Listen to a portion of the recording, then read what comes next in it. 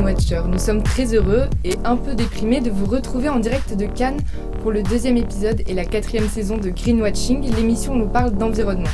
Je suis accompagnée d'Émilie. Qu'est-ce que tu nous as apporté, Émilie ? Écoute, je vous ai apporté un panettone, et pas n'importe quel panettone, un panettone d'anniversaire. Vous voyez les bougies 10. Vendredi dernier, on fêtait les 10 ans des accords de Paris. Mais cet anniversaire, il a un léger goût amer. Vous savez, les accords de Paris, ce célèbre accord où les États ont entrepris de limiter le réchauffement de la planète à 2 degrés.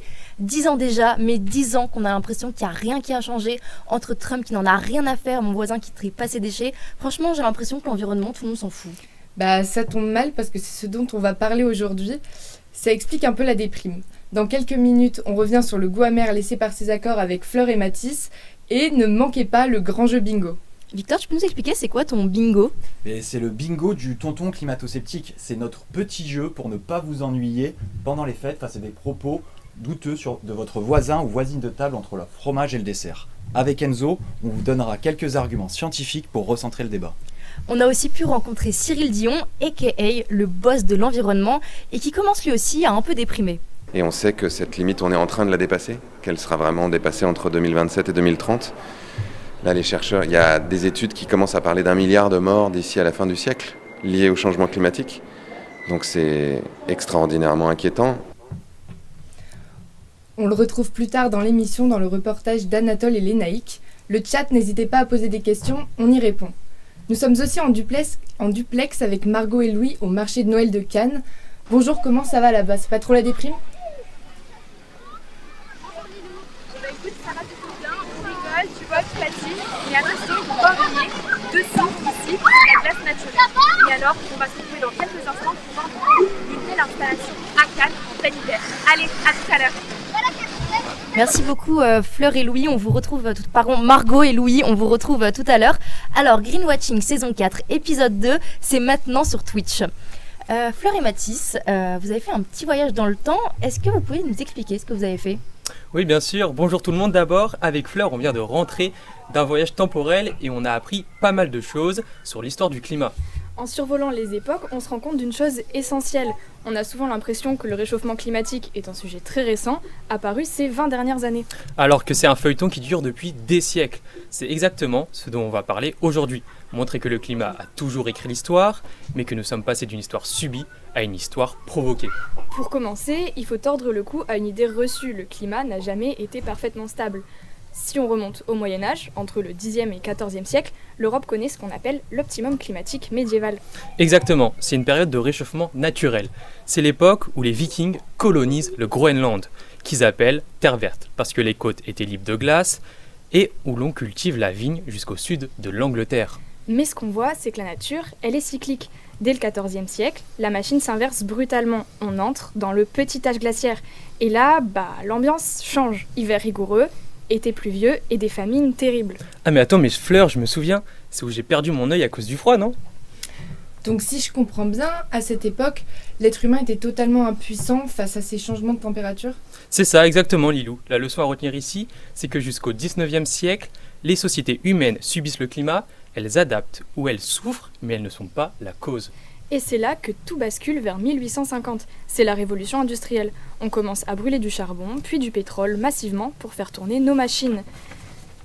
Et alors là, on entre dans l'Anthropocène. C'est donc une nouvelle ère, une nouvelle époque géologique qui se caractérise par l'avènement des hommes comme principale force de changement sur Terre. En gros, c'est le moment où l'activité humaine commence à influer fortement sur les cycles naturels du climat. Et contrairement à ce qu'on pourrait croire, la science a alerté très tôt, pas vrai Mathis ? C'est vrai, la vraie prise de conscience politique date des années 70, avec un moment clé, le rapport Meadows, en 1972. Il est surnommé « Halte à la croissance », diligenté par le Club de Rome, c'est lui qui popularise le concept clé de développement durable. Les scientifiques qui le signent disent déjà à l'époque qu'une croissance économique basée sur des ressources infinies, c'est une utopie. Ces auteurs estiment alors que le monde dispose de 50 à 100 ans avant d'être confronté à des pénuries de pétrole, de gaz ou d'eau. Une prédiction qui se confirme aujourd'hui à travers les sécheresses répétées.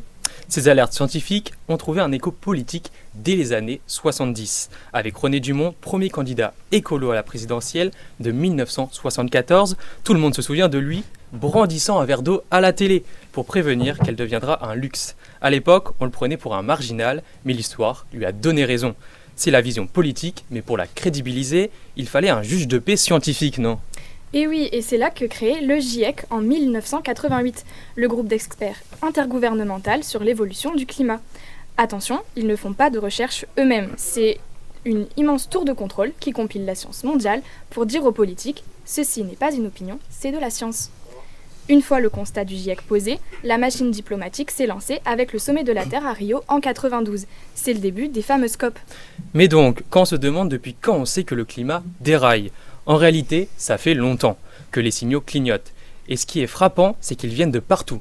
Des scientifiques, des ministres, des ados, même des chefs d'État. Et oui, on a eu toute une galerie de moments d'alerte. Des phrases qui restent, comme celle de Chirac en 2002. Mathis, tu nous l'as fait ? Notre maison brûle. Et nous regardons ailleurs. Nous ne pouvons pas dire que nous savions pas. Ouais, pas mal ton imitation, mais bon, on laisse Laurine mettre la version originale dans le chat. Bon, je vois que tu as pas kiffé, Fleur, mais est-ce que tu peux faire mieux sur Greta Thunberg à l'ONU en 2019 ? Je peux essayer. How dare you ? Ouais, pas mal. C'est là qu'on voit que l'alerte n'a pas d'âge avec Greta Thunberg. Sans oublier Nicolas Hulot, ministre de la Transition écologique et solidaire à l'époque, qui démissionne en direct sur France Inter en 2018. La voix brisée. Sûrement que vous vous en souvenez. C'est vrai que ce sont des images fortes. Mais au-delà des discours et des coups d'État, est-ce que les États ont fini par signer quelque chose de concret ? Eh bien, pendant ce temps, la diplomatie climatique danse une valse hésitante. Tout commence avec le protocole de Kyoto en 1997, ambitieux mais bancal. Puis vient un immense espoir, le fameux accord de Paris lors de la COP21, dont on fête les 10 ans avec le Panettone. C'est le premier accord universel, pourtant, même ici, la danse continue. Des États entrent, sortent, reviennent, et les États-Unis en sont l'exemple parfait vis-à-vis de ce traité. Mais finalement, c'était quoi l'objectif de cet accord, Fleur ? En fait, tout le monde s'engage, pays riches comme pauvres, avec un but commun, limiter le réchauffement climatique en dessous de 2 degrés. Sur le papier, c'est historique, mais dans les faits, on bute toujours sur le problème du passager clandestin. C'est le cœur du blocage. Tout le monde veut que le climat soit sauvé, mais chaque État préfère que ce soit le voisin qui fasse les efforts coûteux. Tout le monde veut un climat stable, personne ne veut en payer la note. On le voit, le climat n'est pas juste une question de météo, c'est l'enjeu central de la puissance et de la survie. Comme le disait Saint-Exupéry, la Terre ne nous appartient pas, nous l'empruntons à nos enfants. Et vous dans le chat, parmi ces images, donc Chirac, Nicolas Hulot, Greta Thunberg ou encore la signature de l'accord de Paris, laquelle résonne le plus pour vous ? Dites-le nous. Et vous, Émilie Lilou, quelle image vous a le plus marqué ? Je pense que ça peut être quand même Greta Thunberg, image de notre génération. Je sais pas ce que t'en penses. Moi, c'était plutôt Nicolas Hulot avec son verre. Mais on a Salut dans le chat qui nous dit Mathis, futur imitateur officiel de Chirac. Donc peut-être une carrière bientôt. Ouais, peut-être de politicien. Hein. En tout cas, merci. Merci Fleur et Mathis. Comme vous l'aurez sûrement compris, on parle de changement climatique comme d'une météo un peu capricieuse. Résultat, tout le monde s'en fout. Et si le langage pour décrire la réalité climatique était à l'origine de cette inaction collective ? Nina s'est penchée sur la question et nous donne une petite leçon de lexicologie. Prenez des notes. La transformation du climat tue déjà des millions de personnes aujourd'hui. Selon le GIEC, 3 milliards de personnes sont déjà vulnérables et on pourrait compter jusqu'à 9 millions de morts supplémentaires par an à la fin du siècle. Dans un scénario d'émissions élevées de gaz à effet de serre. Pour le politologue Scott Strauss, il y a atrocité lorsqu'il y a une violence à grande échelle infligée de manière systématique et en connaissance de cause à des populations civiles. Et il est frappant de voir à quel point la violence climatique répond à cette définition. Gaspard Lemaire est docteur en sciences politiques et enseigne le droit de l'environnement à Sciences Po.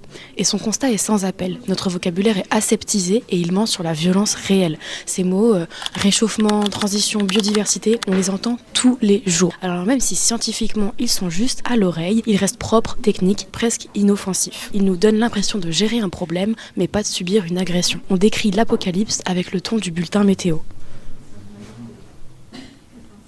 Gaspard Lemaire plaide pour un changement radical. Il faut cesser de parler de changement ou de dérèglement ou même d'inaction. Le doctorant affirme qu'il faudrait commencer à parler d'atrocité climatique car le langage n'est pas à la hauteur de la violence. Il la rend tolérable. Mais pourquoi les mots comptent-ils tant ? Parce que oui, on en voit venir certains. Si vous voulez vraiment qu'on agisse, arrêtez de vous attarder sur des blabla. Sauf que les mots structurent notre pensée et donc l'action. Et c'est pas moi qui le dis, c'est Julien Roux, expert en lexicologie. Décrypter les enjeux et les représentations que véhiculent les mots, c'est son rôle. Résilience, crise, nature, développement durable, transition, croissance verte. Julien Roux les appelle les mots fatigués. Des termes omniprésents qu'on a désémantisés et qui ont perdu de leur vigueur à force d'être utilisés. Alors, à l'inverse des mots fatigués, quels mots en forme pourraient nous réveiller ?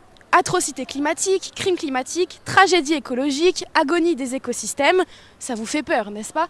Ce changement de langage n'est pas qu'une question sémantique, c'est un outil politique, parce qu'on ne mobilise pas une civilisation avec des euphémismes. Pour les citoyens des pays les plus émetteurs, cela permet de porter un regard nouveau sur ce qui se passe. Pour les représentants des États les plus vulnérables, c'est une nouvelle arme pour dénoncer les menaces existentielles qui pèsent sur leur peuple.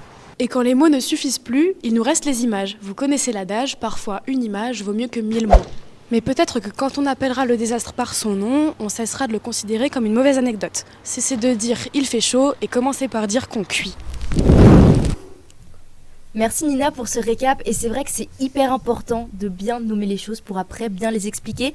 C'est un peu comme quand mon tonton me dit à Noël que le climat ça va bien parce que dehors il neige, mais c'est vraiment super important de différencier météo et climat, c'est pas du tout la même chose, ça n'a rien à voir. En parlant des tontons un peu relous, Victor et Enzo, je crois que vous êtes allés à leur rencontre, non ? Ça s'est bien passé ? Bah super bien Emilien, on s'est intéressé en fait oui à vos tontons entre guillemets climato-sceptiques. Vous savez lors des fêtes de famille ou dans votre entourage, les remarques négatives sur l'écologie genre ça ne sert à rien, nos petits gestes ne font pas avancer les choses, ou on s'en fout, c'est un truc de bobo. Voici pour les phrases les plus provocantes. Oui, et pour éviter de vous ennuyer, on a créé un bingo qui résume les pires phrases de climato-sceptiques qu'on a entendues. Ce bingo, vous pouvez le retrouver sur la page de l'émission. Donc pour réunir ces phrases, on est parti vous demander dans la rue les phrases de climato-sceptiques que vous entendiez le plus. Donc on commence avec Mathieu que l'on a rencontré sur la promenade des Anglais. Mathieu, quelle est la phrase la plus climato-sceptique que tu aies pu entendre dans ton entourage ? Alors moi j'ai souvent entendu que les responsables c'est pas nous, c'est souvent ceux de l'époque, par exemple nos grands-parents, nos arrière-grands-parents, et que nous on n'est pas concernés et que ce sera pas notre problème. Voilà, j'entends ça. Oui, je l'ai. C'est la première case de notre grille qui s'affiche sur votre écran, la question de la responsabilité du changement climatique. Alors, à qui la faute Enzo ? Eh bien à personne Victor, on est tous responsables. Le changement climatique date de l'ère industrielle, donc au 19e siècle. Donc c'est le moment où les hommes ils ont commencé à utiliser des machines thermiques émettrices de CO2. Donc rejeter la faute sur nos aînés, c'est à la limite de l'agisme, ce racisme entre générations. Les précédentes générations ont fait des efforts. Souvenons-nous de l'accord de l'interdiction des gaz à fort effet de serre, appelé gaz chlorofluorocarbonés en 1995. Donc cette interdiction elle a permis d'arrêter l'ouverture de la couche d'ozone et de la restaurer.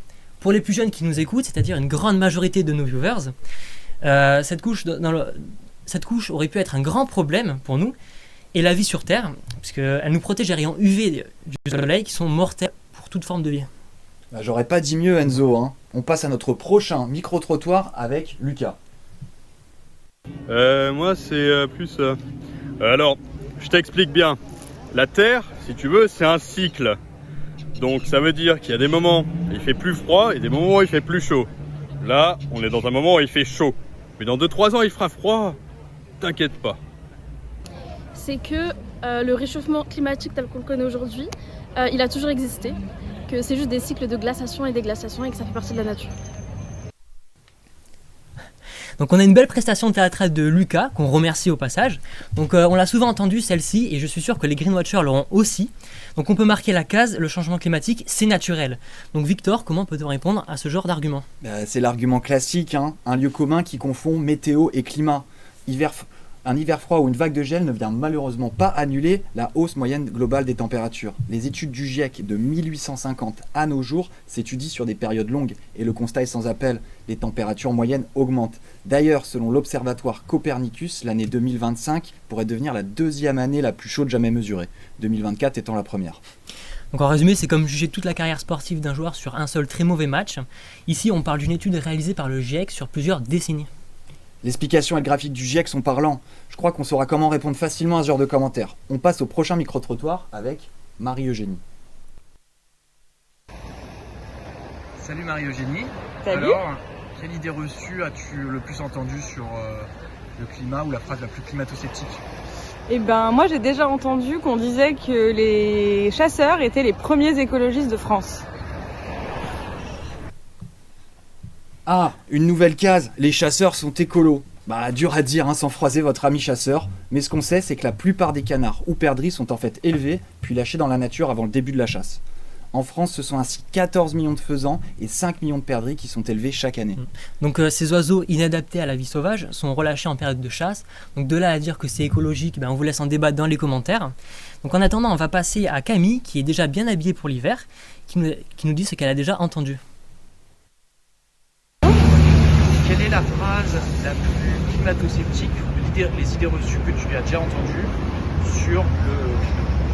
Alors moi j'ai déjà entendu le changement climatique c'est une invention des Chinois. Et voici la dernière case, le complotisme climatique. Donc tout d'abord je voudrais adresser un big up au tonton climato-sceptique par excellence Donald Trump. Donc on ne va pas répondre à ce genre d'arguments parce que c'est leur donner du crédit et du temps, chose qu'on ne veut pas faire sur cette émission. Mais en revanche on peut parler du passager clandestin ou du déni de responsabilité qui a été abordé précédemment par Mathis et Fleur. Donc le passager clandestin, comme votre tonton, il va tenter d'effacer le problème alors qu'il existe bel et bien. Les entreprises et les grandes puissances comme la Chine par exemple doivent agir, mais on ne doit pas non plus oublier que cette pollution est aussi due à notre mode de consommation made in China.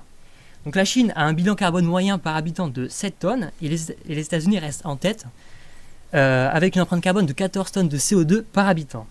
Sur le sujet, le GIEC est très clair, l'impact humain global est indiscutable. La question n'est pas de pointer du doigt une nation, mais bien de parler de conséquences locales et immédiates. Donc pour répondre à tonton climato-sceptique, lorsqu'il voudra vous éclairer de son génie incommensurable, vous pourrez lui parler de la qualité du vin menacé par le gel tardif en hiver, ou bien de sa maison familiale qui pourrait s'effondrer. Bon je crois qu'on y est, hein. C'est le grand bingo. On espère qu'on vous aura donné quelques contre-arguments face à des propos de vos potes, familles qui doutent du changement climatique, et on ne saura trop vous recommander de regarder à nouveau le film de Cyril Dion Demain, ou Don't Look Up de Adam McKay, ou encore les films de Miyazaki, pour une parenthèse écolo-politique. Rien de mieux qu'un bon film pour convaincre les plus sceptiques d'entre nous. Eh bien Victor, tu nous sers une transition sur un plateau d'argent puisque Anatole et Lénaïque ont assisté à la rediffusion de Demain, sortie il y a 10 ans, et réalisée par Cyril Dion et Mélanie Laurent. Ce docu est devenu culte et a marqué les esprits. Le cinéma serait-il plus efficace qu'un autre pour parler du climat? Lénaïque et Anatole nous en parlent. Est-ce que vous voyez qui c'est? Cyril Dion. Cyril Dion. Cyril Dion. Cyril Dion, nous sommes mercredi, c'est l'heure de votre lutte enchantée. Militant, écrivain et réalisateur, c'est une figure emblématique de l'écologie. Il a toujours été très engagé, mais depuis peu, il exprime son épuisement face à une lutte qui n'est pas assez entendue. Ça fait bientôt 20 ans que je milite, que je fais des films, des livres, des conférences, des marches, des grèves, des actions de désobéissance civile, des attaques en justice, des conventions citoyennes. Alors est-ce qu'on peut vraiment dire que ça sert à quelque chose? Peut-être. Mais vous savez quoi? J'en ai assez de me dire que ça aurait pu être pire. Plein le dos, ras la casquette. Bon, c'est assez clair, Cyril en a marre. Et pourtant, rappelez-vous, il y a 10 ans, c'est lui qui faisait naître Demain, cumulant plus d'1 million d'entrées, dont plus de la moitié à l'international. C'est la seule. Partout sur la planète, des hommes et des femmes inventent un autre monde, qui respecte la nature et les humains. D'autres façons de faire de l'agriculture, de l'économie, d'autres formes d'éducation, de démocratie. Je connais beaucoup d'entre eux, j'ai enquêté sur leurs solutions, j'ai collecté tellement de matière, tellement de choses qui pourraient nous donner envie de faire mieux, d'être plus intelligents. Faire mieux, c'est aussi ce qui était prévu le 8 décembre dernier dans le cadre de la Journée du climat. À l'occasion, le film retrouvait le grand écran à l'Arlequin en plein cœur de Paris. On a demandé à Cyril dans quel état d'esprit il était à la rediffusion du film 10 ans après sa sortie. Une émotion extraordinaire de le rediffuser là 10 ans plus tard, après l'aventure qu'on a vécue. Après aussi 10 ans où il ne s'est pas passé une journée sans qu'il y ait des gens qui viennent me voir pour me dire ce film a changé quelque chose dans ma vie. Et à la fois, si je pense à l'état du monde, je suis encore plus inquiet que je ne l'étais il y a 10 ans. J'ai revu le film du coup moi il y a quelques semaines et j'ai vu qu'il était quand même relativement d'actualité. Donc est-ce que vous avez l'impression que les choses n'ont pas tant évolué que ça? Elles ont évolué en pire. En tout cas, à l'échelle de la planète, le réchauffement climatique est bien pire. Puisque quand le film est sorti, c'était le moment de la COP21. C'est le moment où tous les pays s'étaient accordés pour ne pas dépasser la limite des 1,5 degrés de réchauffement en moyenne sur la planète d'ici la fin du siècle. Et on sait que cette limite, on est en train de la dépasser, qu'elle sera vraiment dépassée entre 2027 et 2030. Malgré ces inquiétudes, le réalisateur travaille sur un nouveau film. Toujours sur le thème de l'écologie, mais cette fois avec un angle différent, celui de la démocratie. C'est d'ailleurs le nom du film. Et ce n'est pas le seul à se battre pour un cinéma plus vert, parce que rappelons-le... Le cinéma ne fait pas que raconter le monde, il le transforme. On a 1 milliard d'exemples de fictions qui ont précédé la réalité. Mais alors comment le collectif Cut envisage-t-il de changer la fiction ? Là, on est en train de développer un projet qui s'appelle Imaginer demain, où au lieu de dire voilà ce qu'il faudrait, on va essayer de le faire nous. C'est-à-dire qu'on va produire, on est en train de le faire, une collection de films courts pour ouvrir les imaginaires, pour représenter à quoi ressemblerait un monde juste, un monde stable. Mais est-ce que ces initiatives trouvent un écho auprès du public ? À la sortie du film, nous sommes allés à la rencontre des spectateurs pour en savoir un peu plus. En fait, ce que ça a changé surtout, et c'est dommage qu'on n'ait pas maintenu ce cap, c'est qu'au lieu de mettre en avant les soucis, c'est d'aller chercher les solutions. Ça a très certainement impacté la famille, mon mari plus que tout, parce qu'il s'est lancé dans l'agriculture régénérative. Ça donne beaucoup d'espoir pour des jeunes comme nous, je pense. Donc à l'époque, ça m'avait déjà beaucoup touchée. J'avais trouvé le film tellement comblé et ça m'avait vraiment, je pense, ouvert les yeux sur les actions qu'on doit mener et qu'on peut mener. Et là aujourd'hui, c'est ce que je fais avec mon métier. Je voudrais faire de la recherche et étudier le changement climatique. Alors allez voir un film, pas n'importe lequel, vous avez bien compris, et en parler autour de vous peut finir.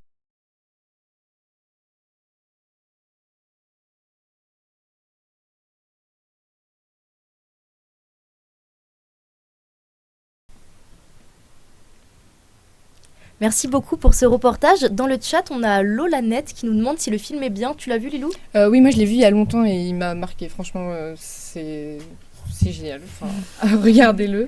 Je crois qu'on a mis un lien dans le chat pour aller le voir. Vous l'avez vu ? Oui, je l'ai revu il n'y a pas longtemps, en fait, justement pour célébrer aussi les 10 ans de ce film-là. C'est toujours intéressant de le revoir pour se faire une petite piqûre de rappel sur comment on peut voir les choses différemment et avancer dans le même sens, quoi. Donc vous êtes Jean-Vincent Vieux-Ingracia, directeur de l'association Nature Dive. Est-ce que vous pouvez vous présenter en une petite minute, enfin une petite phrase ? Je vais juste rectifier, je suis plutôt président de Nature Dive.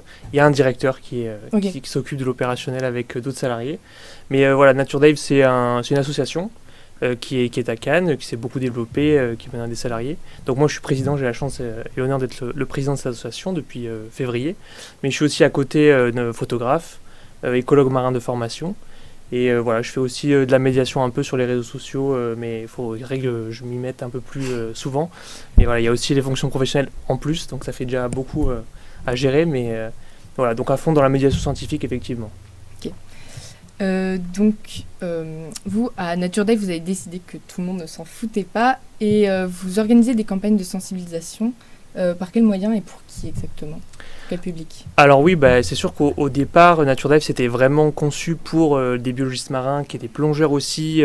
C'était pour aussi sensibiliser les plongeurs des clubs de plongée à faire de la donnée scientifique, en réalité. Et très vite, il y a eu un besoin de sensibiliser les jeunes publics.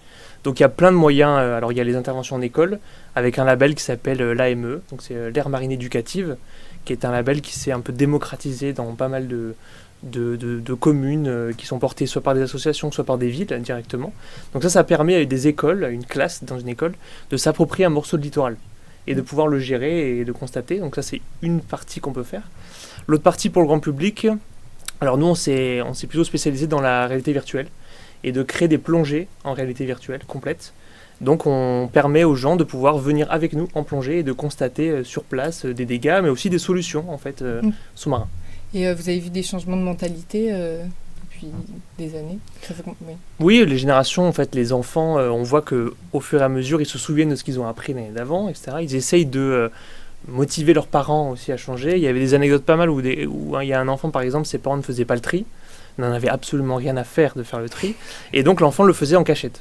Et l'a fait remonter en fait à nos médiateurs justement de Nature Dive. Donc ça montre que peut-être que les enfants eux-mêmes arriveront à transmettre à leurs enfants sur plusieurs générations. On voit bien que quand même on a changé dans la société. On ne pensait pas aux mêmes choses il y a juste 15 ou 20 ans. Oui. Donc ça se voit que peut-être que toute cette sensibilisation elle a un effet sur le long terme. Ok. Juste dans le chat, on a Oriana qui nous demande si vous pouvez expliquer la principale différence entre météo et climat. Alors globalement, sans être climatologue moi-même, disons que la météo, on va être sur une échelle de temps qui est assez courte. Les prédictions, elles sont sur une semaine, de manière fiable sur quelques jours. L'idée, c'est d'avoir le temps qui va faire très clairement aujourd'hui, demain, après-demain. Le climat, c'est beaucoup plus long. C'est sur des temporalités beaucoup plus grandes. Et c'est des tendances globales sur des régions données qui sont dues à des paramètres environnementaux complexes. Donc on n'est pas du tout sur les mêmes échelles. Donc effectivement, la météo, on peut prédire sur 2-3 jours. Le climat, on peut le prédire sur plus long terme, parce que c'est des tendances globales. Et donc je sais que l'été va faire un peu plus chaud que l'hiver. Je n'ai pas besoin de savoir la météo pour ça. Par contre, le climat, il va me le dire. Et donc vous êtes aussi artiste photographe. Et à quel point vous pensez que la photographie peut être un levier de sensibilisation pour l'environnement ? Alors c'est vrai que la photographie, alors moi c'est plutôt sous-marin, c'est carrément même sous-marin. La photographie, elle a toujours eu des impacts importants dans la société. Alors, on pense à des photographes qui ont montré les grands changements, les grandes révolutions humaines déjà en termes des sociétés dans les pays. Et au niveau environnemental, il y a Nathuce Bertrand qu'on connaît tous justement sur des photographies de paysages qui ont été très impactés ou alors très magnifiques. D'autres photographes qui veulent montrer la beauté du paysage sous-marin pour pouvoir justement la protéger plus efficacement. Cousteau disait on aime ce qu'on connaît, on protège ce qu'on connaît. Et on protège ce qu'on aime. Moi, je suis parti sur une idée plus artistique de ne pas montrer la réalité vraie. Bon, on voit bien que là, sur les photos, la méduse, elle n'est pas bleue, l'eau, elle n'est pas rouge, et voilà. Et le sol, il n'est pas en haut. Mais l'idée, là, c'est d'avoir un autre point de vue. Et effectivement, je pense que l'art, elle peut avoir un impact sur l'environnement et essayer de faire débloquer des consciences ou permettre l'évasion de l'esprit, parfois. On a Anatole qui nous demande dans le chat si c'est de la vraie photo, ça, comme c'est vrai qu'on peut un peu presque le confondre avec une peinture, mais donc c'est bien de la... C'est complètement de la photo. Alors bien sûr, derrière, j'ai inversé les couleurs. Bon, il y a plein de petits tips informatiques pour arriver à ce résultat. Mais effectivement, c'est une vraie photo. C'est des méduses que j'ai pris en photo à Beaulieu, juste en face du casino, en hiver, parce que c'est la meilleure période pour prendre les méduses en photo. Alors que ça serait un peu paradoxal, mais ça, on peut en parler pendant très longtemps. Et voilà, ça permet justement de... Là, par exemple, on dirait presque un paysage d'orage. Et voilà, je trouve que c'est quand même très très beau de les voir, de ce point de vue-là, de ne pas les voir violettes. Soso nous dit c'est super beau dans le chat. Voilà, donc, c'est vrai, c'est super beau. Est-ce que vous vous rappelez de notre fameux panettone des 10 ans des accords de Paris ? Franchement, en 10 ans, on a l'impression qu'il n'y a rien qui a changé et que la situation, elle s'est même empirée. Pourtant, il y a des gens qui se battent tous les jours, comme vous, pour faire avancer les choses, qui rament et tout. Et on a vu dans la chronique de Fleur et de Mathis au début, toutes ces personnes, Greta Thunberg, toutes ces personnes qui essayent de faire bouger les choses. Et c'est vrai que c'est pas toujours facile. Nathan, est-ce que tu peux nous expliquer pourquoi c'est compliqué d'avancer ? Oui, il y a plusieurs éléments qui permettent d'expliquer cette inaction. Fleur 6, comme tu le dis, ont évoqué par exemple le paradoxe du passager clandestin. Moi, je vais plutôt vous parler d'un cercle vicieux, théorisé par Pierre Perretou, et qui devrait vous parler si vous avez choisi la spécialité SES au lycée. Pierre Perretou est un professeur affilié à l'École supérieure de commerce de Paris, et en 2020, il théorise ceci. C'est un triangle. Exactement, presque. C'est un triangle, oui. Le triangle de l'inaction. Il divise un pays en 3 grands groupes qui forment les 3 sommets. Et petit quiz, qui, selon vous, on retrouve au sommet de ces 3 sommets ? Dans le chat, si vous avez des idées, vous pouvez nous dire. Peut-être vous avez une idée, Jean-Vincent ? J'avoue que ça fait longtemps que j'ai pas regardé ce triangle. C'est qu'on peut avoir Donald Trump, peut-être.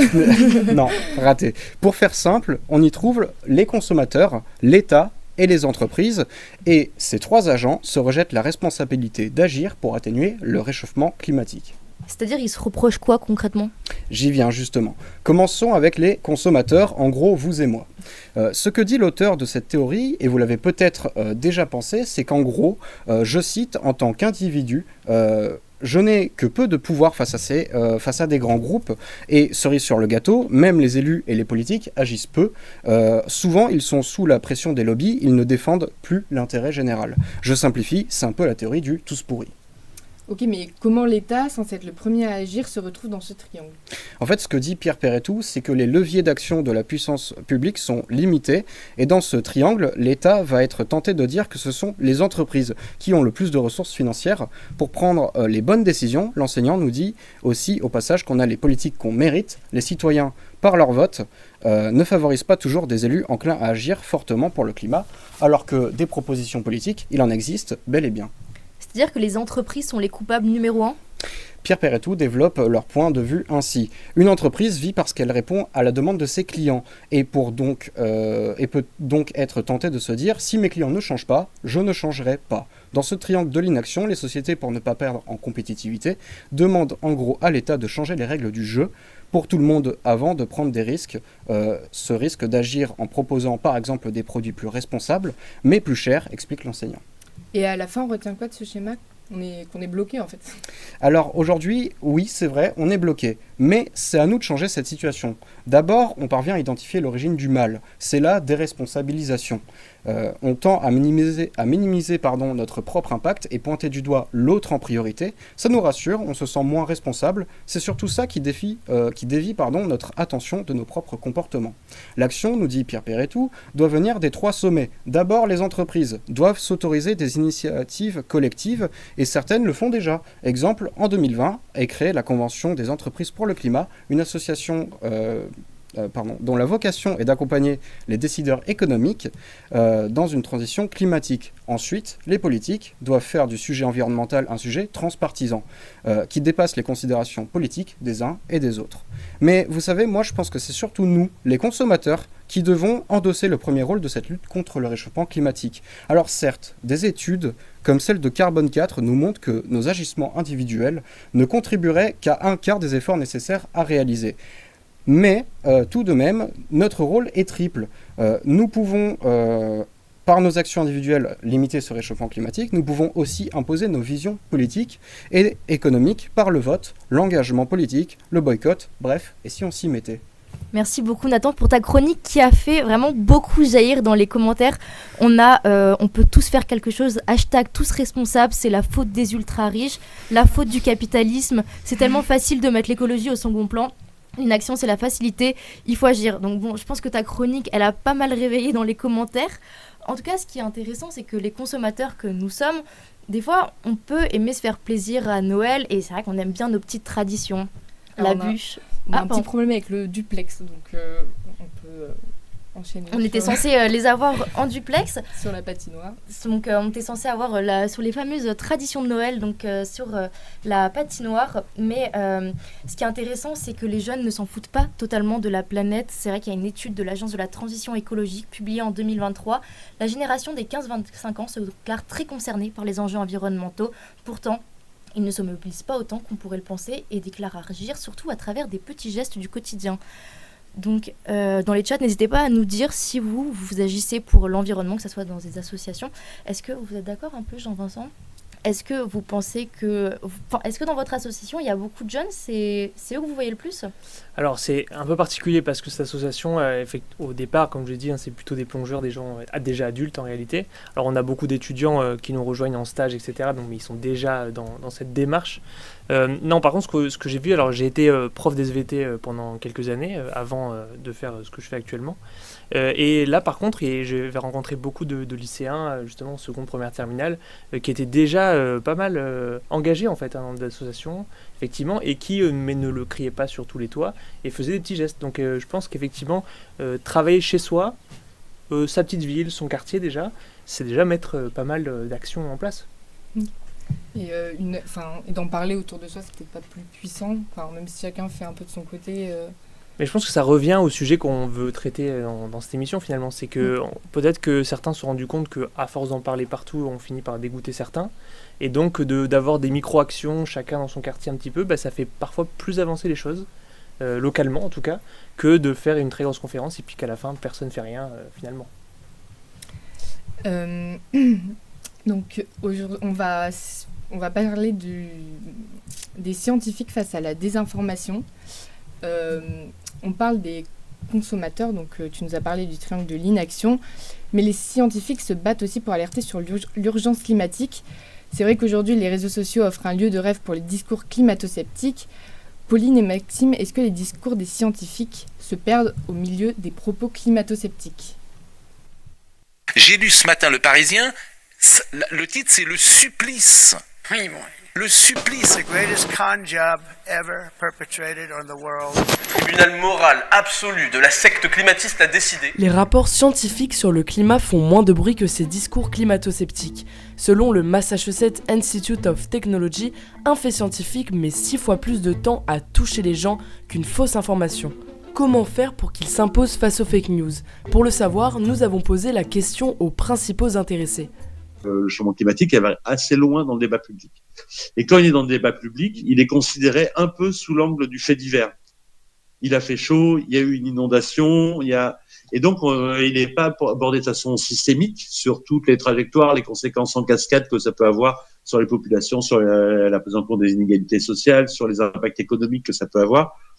Sur les solutions qu'on peut mettre en œuvre, comment on doit les mettre en œuvre, sur la diversité des solutions. En fait, voilà, ça, c'est des enjeux sociétaux qui devraient faire partie du débat public, et en fait, ils ne sont pas là. Pour pallier ce phénomène, les scientifiques du Grec Sud, l'équivalent du GIEC en région PACA, proposent des modes d'emploi concrets et des rapports thématiques axés sur les solutions et la vulgarisation.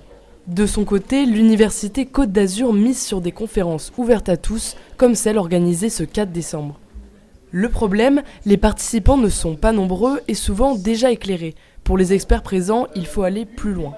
Il y a eu un appel il y a quelques années de plus de 15 000 scientifiques qui disaient qu'il faudrait arrêter d'être enseignant-chercheur, mais il faudrait être enseignant-chercheur et avec un impact.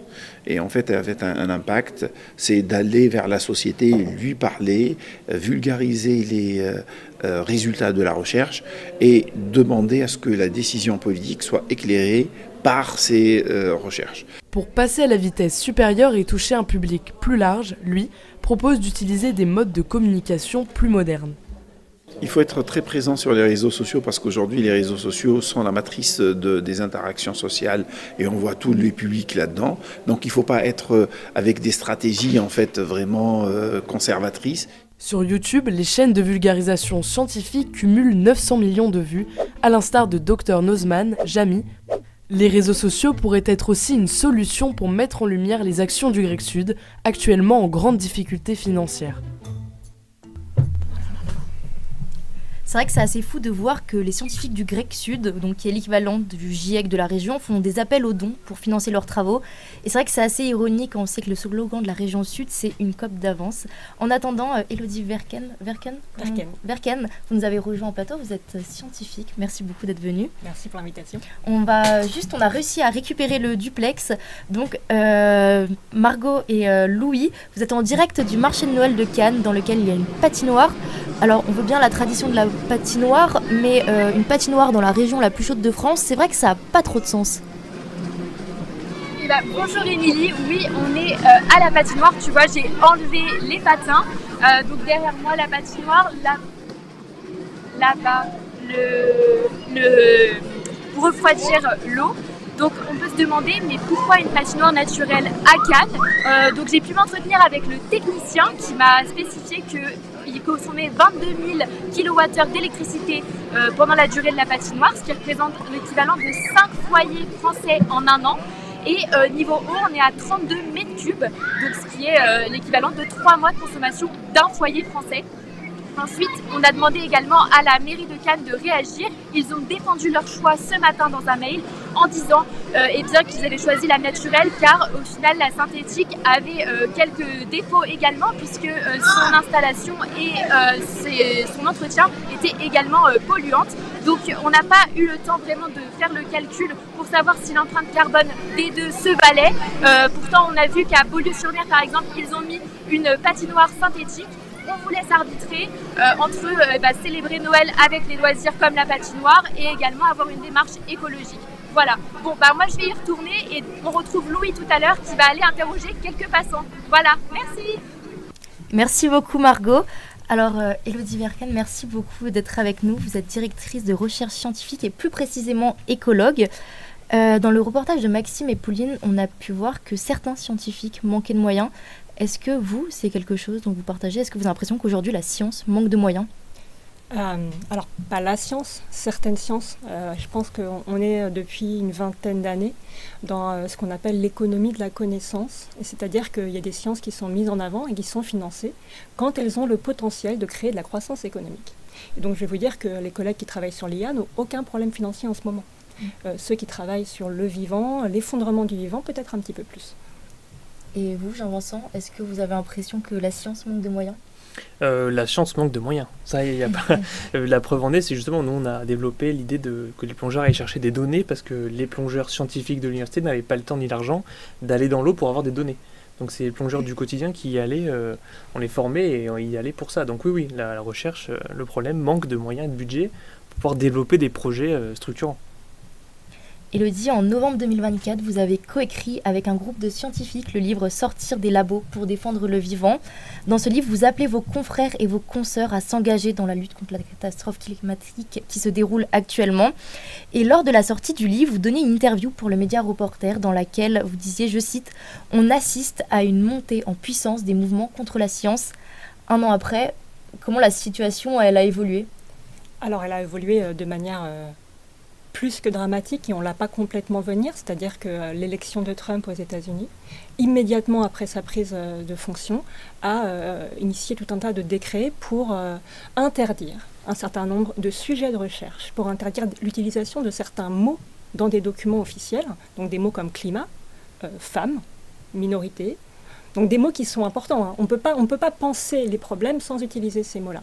Très récemment, donc il y a des tas de fonctionnaires qui ont été licenciés qui travaillaient sur les problématiques climatiques, écologiques, de protection de l'environnement.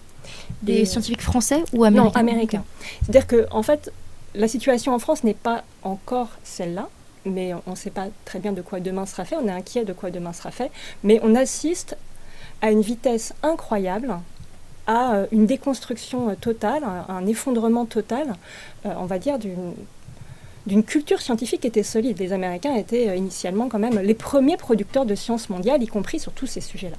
Et maintenant, ils n'ont même plus le droit de le faire. La plupart des scientifiques, une grande partie des scientifiques américains cherchent l'exil, savoir où est-ce qu'ils pourraient partir pour continuer à exercer leur métier et continuer à contribuer à cette production de sciences. Justement, Isabella a une chronique sur les carbofascistes. Donc, c'est vrai que c'est un mot un petit peu étrange. Est-ce que tu peux nous expliquer ce que c'est ? Alors oui, c'est vrai, c'est un mot un peu bizarre, on l'entend certainement pas tous les jours.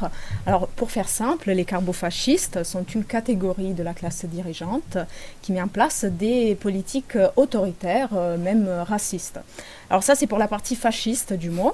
Maintenant, pour la partie carbo, alors je vous vois déjà venir dans le chat, rien à voir avec les pâtes carbonara. Ça fait plutôt allusion au carbone et aux énergies fossiles. Alors, ces dirigeants mettent en place des politiques qui sont dans les intérêts des grands groupes gaziers et pétroliers et au détriment des enjeux écologiques. Donc, pour résumer, en 3 petits points, les carbofascistes freinent les politiques qui sont censées lutter contre le changement climatique, ils relativisent la responsabilité humaine du changement climatique et ils s'attaquent directement aux scientifiques. Et alors ça, c'est la description parfaite de Donald Trump, on l'a dit. Et souvenez-vous, il y a un mois, à la tribune de l'ONU, il déclarait que le changement climatique était la plus grande arnaque jamais menée. Mais ça ne s'arrête pas là, et Élodie, vous l'avez déjà évoqué un peu, il a interdit au sein de son administration l'utilisation de certains mots, comme par exemple décarbonation, énergie propre, empreinte carbone ou encore transition énergétique. Et tout ça avec un seul but, c'est d'effacer les références au changement climatique pour les effacer aussi des politiques publiques. Donc, chez les carbofascistes, cette dimension d'hostilité envers la communauté scientifique est très présente, mais ça ne s'arrête pas là. Il y a aussi une dimension d'hostilité envers les militants écologistes, et ça se traduit par des mesures répressives. Alors, je vais vous donner un exemple très concret. Récemment, Giorgia Meloni, la première ministre italienne, a durci la législation contre les activistes écologistes. Alors concrètement, qu'est-ce que ça veut dire ? Je vous cite le texte de loi. Alors, toute personne qui détériore ou rend totalement ou partiellement inutilisables des biens paysagers ou culturels risque une peine d'emprisonnement de 2 à 5 ans et une amende comprise entre 20 000 et 60 000 euros. Donc tu nous parles de Meloni en Italie, alors le carbofascisme, c'est pas qu'un problème américain. Mais bien sûr que non, Lilou. Alors Trump n'est pas seul dans son délire, il y a tout un tas de dirigeants qui font partie du club des carbofascistes. Alors c'est impossible de ne pas mentionner Viktor Orban, qui est à la tête de la Hongrie depuis 2010, grand ami de Vladimir Poutine. Mais il y a aussi Robert Fico, Premier ministre slovaque. Alors il faut savoir que Orban et Fico continuent d'acheter du gaz et du pétrole russe et ils s'opposent ouvertement à ce que l'Union européenne élimine les importations d'énergie fossile depuis Moscou. Donc tous ces dirigeants ont un point en commun, c'est la défense des énergies fossiles. Et si on retourne du côté des États-Unis avec notre cher Donald Trump, alors comment oublier son célèbre slogan « We will drill, baby, drill ». Traduction, creuse, bébé, creuse. Alors, la phrase résume bien la stratégie de Donald Trump, c'est défendre l'extraction massive des ressources fossiles au nom du nationalisme et de l'indépendance énergétique. Alors pour l'extrême droite, cette exploitation illimitée des ressources naturelles devient un véritable devoir patriotique. Donc cette dimension patriotique est aussi un point important pour les carbofascistes, c'est ça? Et bien sûr, le patriotisme, c'est comme une sorte de fil rouge, on le retrouve partout. Et je vais vous donner un autre exemple concret. En 2019, Jordan Bardella, quand il faisait sa campagne pour les élections européennes, il déclarait que les deux grandes préoccupations de sa génération étaient la crise environnementale et la crise migratoire. Et il déclarait aussi que le meilleur allié de l'écologie, c'est la frontière. Alors pour le politologue Stéphane François, cela montre bien que l'extrême droite s'empare de ces enjeux écologiques pour proposer des solutions autoritaires et pour permettre à leur électorat de continuer de vivre tranquillement, comme si la responsabilité du changement climatique ne tombait jamais sur eux, mais sur les immigrés. Alors, j'ai un peu tenté de brosser le portrait des carbofascistes. Il y a des choses quand même assez frappantes dans tout ce que je viens de dire, mais il y a un point qui m'interpelle particulièrement, c'est ces attaques à la communauté scientifique. Et vous, Élodie, vous êtes scientifique, chercheuse vous-même.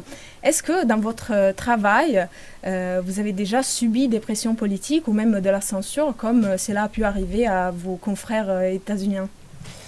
Dans mon activité personnelle, non. J'ai des exemples de collègues, par contre, qui travaillent sur des sujets sensibles, notamment l'usage des pesticides et des alternatives aux pesticides. Et là, clairement, on sait qu'il y a des leviers, des verrous politiques sur le fait de développer telle ou telle recherche dans tel ou tel territoire. Donc ça, c'est vraiment un des sujets sur lesquels on sait que ça arrive. Vous pouvez nous expliquer, ça prend quelle forme concrètement? C'est quoi? C'est des coups de pression? C'est de la menace? C'est des financements qui ne viennent pas alors qu'ils devraient venir, parce que malgré tout, les collectivités territoriales, aussi bien les départements, les régions, etc., sont des acteurs de financement de la recherche, maintenant assez importants.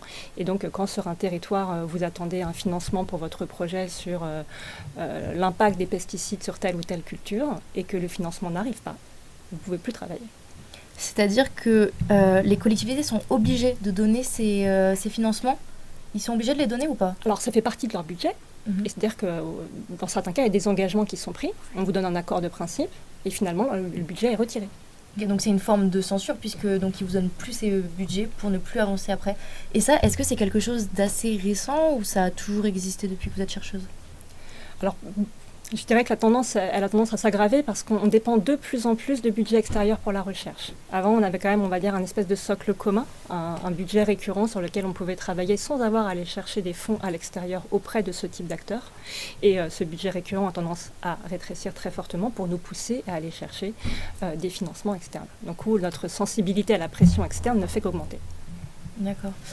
Dans la chat, juste, on a eu la blague des carbofascistes, évidemment, avec c'est des pâtes au carbo, c'est des pâtes carbo aux fascistes de Salut. Donc on a eu la blague, on n'y a pas échappé. On avait aussi une question du chat pour Jean-Vincent. C'est Oriana qui nous demandait si on pouvait participer aux recherches sans être professionnel. Les plongées, déchets, il me semble. Je ne retrouve plus le... Les plongées, elle a dit, les plongées de déchets sont-elles réservées aux professionnels? Donc la question c'est, est-ce qu'on fait des plongées qui ramassent des déchets? Est-ce que c'est ça la question?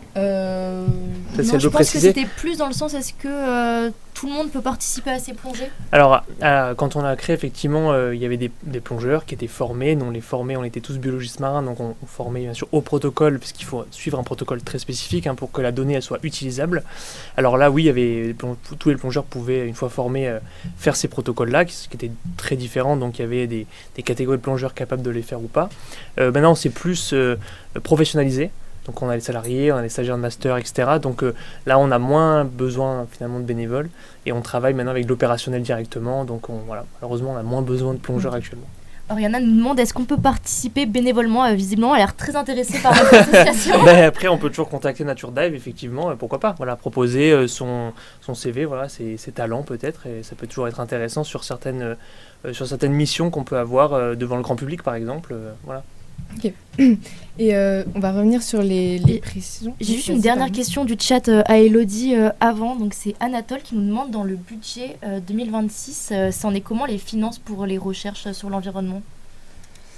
Globalement, aucun budget de la recherche n'est en augmentation, sauf peut-être des recherches très fléchées, notamment l'IA qui est un sujet incontournable actuellement. Mais globalement, les budgets fondent. De toute façon, je pense que tous les instituts de recherche et d'enseignement supérieur, les universités aussi, sont en déficit. Donc je pense que voilà. Vous avez un peu peur pour les prochaines années? Alors on a assez peur pour les prochaines années. On a je pense, un système basé de recherche publique qui est extrêmement performant dans la qualité de la science qu'on produit. Et l'indépendance de la recherche en est un des piliers. Il faut qu'on puisse choisir sur quelles questions on travaille et comment on les traite. Et ça, c'est clairement menacé. Et je ne suis pas forcément optimiste au vu des prochaines échéances électorales de comment le système va évoluer.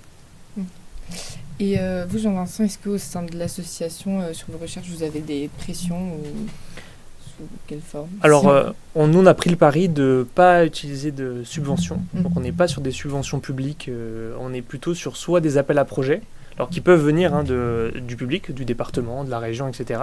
Mais on travaille beaucoup avec les mécènes, en réalité. Donc des entreprises privées, ça peut être des banques, ça peut être des fondations, etc., qui aussi font des appels à projets. Et donc nous, on propose un projet qui est très structurant, complexe, avec beaucoup de financement. Et ça marche pas mal. Voilà, les gens sont assez ouverts justement à des nouvelles façons de faire de la recherche. Mais après, nous, on n'est pas un institut de recherche. Oui. Voilà. C'est-à-dire qu'on peut être le bras armé pour des universitaires. Et donc souvent dans nos projets, on inclut des chercheurs qui pourront traiter la donnée, travailler la donnée. Et nous, on est le bras armé sur place pour pouvoir la récolter convenablement de manière très méthodique. Ok. Alors, est-ce qu'on a des petites questions? Merci beaucoup, Jean-Vincent. Est-ce qu'on a un endroit où on peut retrouver vos actualités de l'asso?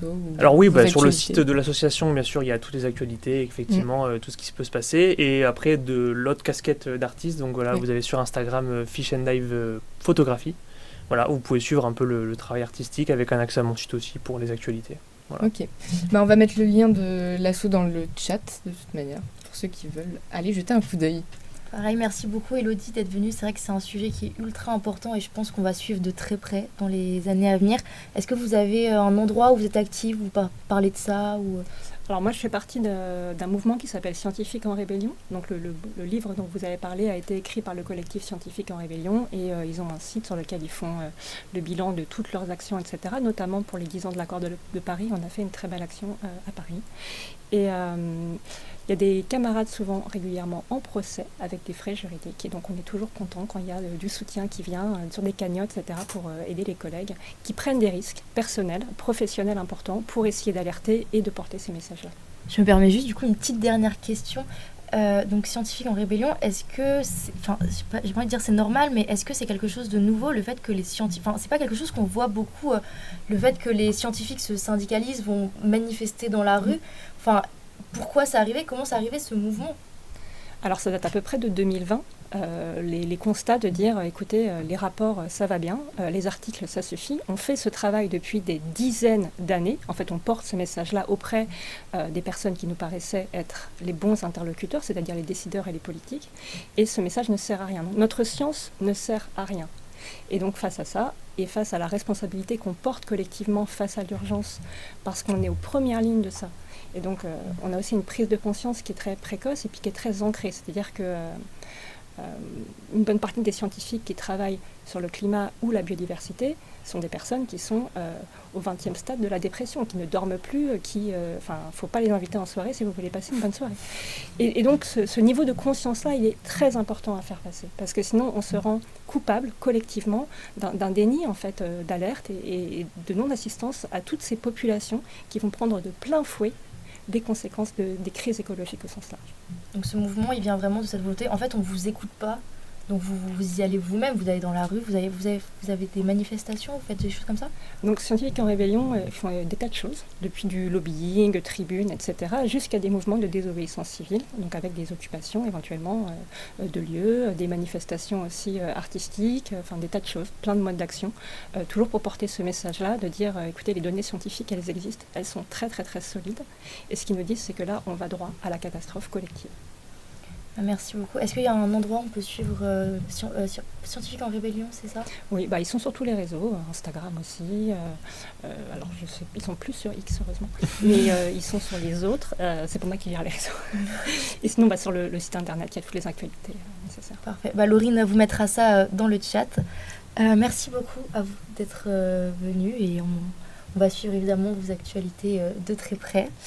Lilou, je t'apprends évidemment rien. Dans Greenwatching, on s'intéresse à l'actualité environnementale, mais en ce moment, il suffit de regarder n'importe quel JT pour se rendre compte que les news sont largement dominées par les conflits internationaux. Guerre en Ukraine, génocide à Gaza, au Soudan et au Congo. Ces sujets sont à juste titre au cœur des médias. Alors, est-ce que c'est pas un peu malvenu de parler de climat dans ces circonstances? Eh bien non, en vrai, parce que tout ça, ça va de pair. En 2022, en pleine invasion russe en Ukraine, Thomas Wagner, fondateur du blog écologique Bon Pote, le rappelait bien. Malgré l'ingratitude de la tâche, alerter sur l'urgence climatique et en rappeler les conséquences est un enjeu vital, quel que soit le contexte. D'autant que la guerre et l'environnement sont bien plus liés qu'on ne le croit. Et Léana, tu nous expliques ? Et oui, exactement, tout est lié. Et bon, on va partir d'un exemple simple, que ce soit à Gaza, à Kiev ou au Vietnam, quand les bombes pleuvent, qu'on ne sait pas si on va avoir à manger, un endroit où dormir ou même qu'on perd des proches tous les jours, l'écologie, franchement, on s'en fout et c'est normal. Sauf que la guerre, c'est la double peine. Elle tue pas seulement sur le front, elle décime aussi les terres. Et ça, c'est encore les civils qui en paient les conséquences. Et puis j'imagine que produire des armes, ça pollue ? Effectivement, l'industrie de la guerre, c'est 5,5% des émissions globales de gaz à effet de serre. Et ça, c'est sans compter les combats. Donc concrètement, si c'était un pays, ce serait le 4e plus gros pollueur au monde. Et pour bien comprendre cette pollution, j'ai interviewé Adrien Estève, maître de conférence en sciences politiques. Il y a des armes qui ont des effets très, très longs en fait, sur l'environnement. Et en France, on a la Première Guerre mondiale, par exemple, qui a pollué le nord de la France. Et encore aujourd'hui, on trouve des traces de mercure, de munitions finalement dégradées dans les champs, dans l'eau potable, dans le nord de la France. Donc ça fait une centaine d'années, vous voyez. Donc sur le long terme, il y a tout simplement les composants des munitions et autres qui peuvent rester. Sur le court terme, on peut avoir des effets, par exemple les armes qui ont été utilisées au Vietnam, comme le napalm par exemple, ou des armes incendiaires qui ont brûlé des forêts, donc qui ont détruit des forêts sur plusieurs dizaines d'années. Après, il faut que ces forêts repoussent. C'est hyper intéressant ce que vient de nous dire Adrien, mais concrètement, comment ça se traduit sur des territoires en conflit aujourd'hui? On sait le quantifier? Ah oui, par exemple, en Ukraine, c'est près de 30% des zones forestières et 20% des parcs naturels qui sont détruits. Après, dans la mer Noire, par exemple, il y a des milliers de dauphins qui sont morts parce qu'ils étaient les radars, les sonars et les explosions sous-marines, ça les désorientait. Et à Gaza, en ce moment, il y a des déchets de guerre, il y a les sols qui sont contaminés et il y a l'eau qui est polluée aussi. Et tout ça, ça rend les terres agricoles infertiles. Et donc, forcément, ça crée des famines. Et ces impacts, ils sont souvent invisibles pendant les conflits, mais ils explosent à la fin. Et ça, c'est Marianne Schelkensgev, qui est spécialiste de la prévention des conflits, qui nous le dit. Ce sont des conséquences sur le long terme. Ce sont des conséquences qui sont vastes. Sur plusieurs pays, sur des zones extrêmement étendues, dont on connaîtra les conséquences souvent dans les années qui vont suivre le conflit. Et une chose qu'on sous-estime très souvent, c'est que ces dégradations environnementales risquent de créer de nouveaux conflits. Quand vous avez des zones aquifères, donc des rivières qui vont être polluées par le conflit, ou l'air pollué, les sols qui sont plus à même de produire la nourriture nécessaire à la survie, automatiquement, les populations vont aller voir ailleurs. Ok, oui, c'est un vrai cercle vicieux, l'histoire.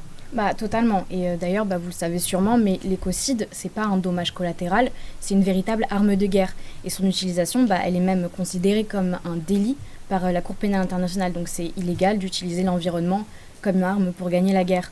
Et bon, on va résumer un peu, mais développer des tanks qui roulent à l'électrique plutôt qu'au fuel ou au diesel, ça peut paraître futile. Et même franchement, essayer de polluer moins quand on tue des gens, c'est clairement indécent. Et en tout cas, une chose est sûre pour Adrien et Steve, la guerre propre, ça n'existe pas. Et Marianne Shelkenskef va même plus loin. Pour elle, le seul moyen de faire la guerre propre, c'est probablement de ne pas faire la guerre du tout. Et nous, ici, à la rédac, on est bien d'accord avec ça. C'est vrai que c'est un sujet dont on ne parle pas beaucoup, et pourtant, les conséquences sont bien réelles. Alors, comme on dit, faites l'amour, pas la guerre, ça pollue moins. De toute façon, dire que tout le monde s'en fout. Alors le Godiplex ne fonctionne pas, donc finalement on n'aura pas en direct la réaction des consommateurs sur ce que pensent, si l'environnement est dans leur tête au moment de Noël. Surtout qu'il y a des... Ça existe, il y a des choses qui se passent au moment de Noël, il y a de la pub et ça nous influence beaucoup, non ? Oui, et en plus il y a des lois qui régissent le monde du marketing. C'est la première fois que j'entends parler. Donc puis dire que tout le monde se fout du climat, c'est peut-être une exagération, mais dire que notre société de consommation n'est pas conçue pour le respect de l'environnement, c'est un peu plus juste. Et c'est ce que Carla va nous détailler. Et oui, en décembre, on les voit partout, ces publicités qui nous rappellent qu'on est en retard sur nos courses de Noël. Et qui dit Noël, dit aussi vacances. En 2024, 2,5 millions de Français ont passé leurs vacances hivernales à l'étranger. Un cadeau pour certaines compagnies aériennes. Envoyer tout valser sévit au prix d'un barbier, EasyJet est le pro des slogans qui donne envie de s'évader en comptant plus son argent que son empreinte carbone. Sur chacune des affiches publicitaires, le prix du billet est bien mis en avant, la Sicile pour 29 €, Marrakech ou Venise pour 30 €, mais vous dépenserez plus d'1,5 tonne de CO2. Et EasyJet n'est pas la seule compagnie à profiter de Noël. En cette période, les pubs de cosmétiques, de voitures ou encore de nourriture affluent de toutes parts. En misant sur les prix bas et sur les réductions du Black Friday, elles incitent à consommer toujours plus. Pourtant, il y a une loi pour réguler tout ça. Et oui, en 2021, la loi Climat et Résilience a été adoptée. Elle était le fruit des propositions de la Convention citoyenne pour le climat. Donc pour rappel, cette convention avait pour objectif de réduire de 40% les émissions de gaz à effet de serre d'ici 2030 en interrogeant les citoyens. La loi Climat et Résilience a même interdit la publicité en faveur des énergies fossiles à compter de 2022 et celle sur les voitures les plus polluantes sera interdite dès 2028. Mais dans les faits, cette loi n'a pas eu un gros impact sur le monde de la consommation. La publicité pour un voyage en avion, par exemple, n'est pas considérée comme une pub pour les énergies fossiles et n'est donc pas régulée.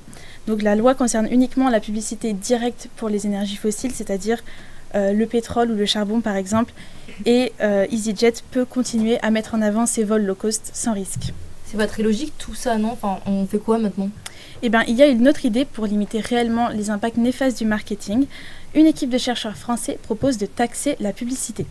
Donc, dans leur rapport, l'association Communication et Démocratie et l'Institut Veblen démontrent que la publicité n'a pas seulement un rôle incitatif envers les consommateurs, mais bien un impact direct sur l'environnement.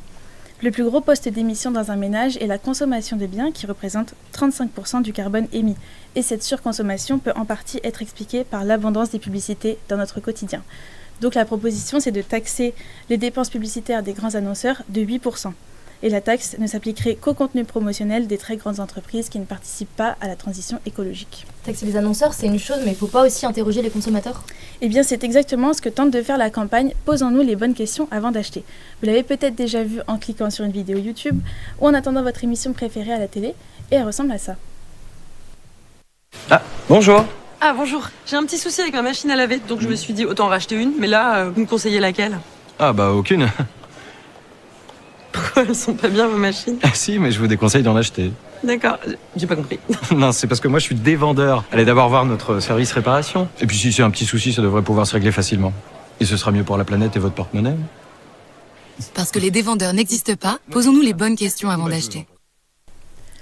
Portée par l'ADEME et le ministère de la Transition écologique, cette campagne encourage le consommateur à se demander quels sont ses besoins réels avant d'acheter. À Noël, avez-vous vraiment besoin du dernier modèle de téléphone ou le vôtre est-il encore en bon état ? La campagne rappelle aussi qu'il existe de nombreuses solutions alternatives à l'achat comme la réparation, l'emprunt ou la location par exemple. Bon, là encore, les effets ont été assez limités. En 2024, les ventes totales du Black Friday dans le monde s'élevaient encore à plus de 74 milliards de dollars. C'est presque 82 millions de consommateurs qui se déplacent en magasin, sans compter les achats en ligne et bien sûr ceux qui voyagent en avion. Ok, mais vouloir changer la loi pour avancer, c'est un peu comme croire au Père Noël à notre âge, non ? Pas forcément. La ville de La Haye aux Pays-Bas interdit déjà toute publicité pour les énergies fossiles depuis 2024, y compris les croisières et les voyages en avion. Bon, on peut garder que le meilleur, comme cette pub d'Intermarché qui a fait le tour du globe, qui encourage les pratiques végétariennes et la solidarité. En parlant de solidarité, on en profite pour remercier toute l'équipe Greenwatching. Et finalement, notre panettone des 10 ans des accords de Paris, il n'est pas si mauvais. On a pu voir que certaines personnes se battent pour faire arranger les choses, pour que les choses bougent, pour que l'environnement avance. Merci beaucoup à nos invités d'être venus et d'avoir échangé avec nous. Merci aussi à tous nos chroniqueurs, toute l'équipe en régie avec Léna Jose et Juliette Guibert à l'édition, Oscar Massy à la réalisation. Merci au duplex, Margot et Louis. Vous allez faire quoi ? Je pense pas qu'on les ait avec nous. Bon. Un grand bravo à tous, on a été ravis de vous présenter cette émission. Merci à vous, derrière vos écrans, et de nous avoir suivis et d'avoir échangé avec nous. Et on vous donne rendez-vous le 13 février 2026 pour un nouvel épisode de Greenwatching. D'ici là, on reste en contact sur les réseaux sociaux. Pour rappel, notre compte, c'est EJC Média. Le replay de cette émission sera disponible sur YouTube. D'ici là, portez-vous bien et on vous dit à bientôt sur Greenwatching.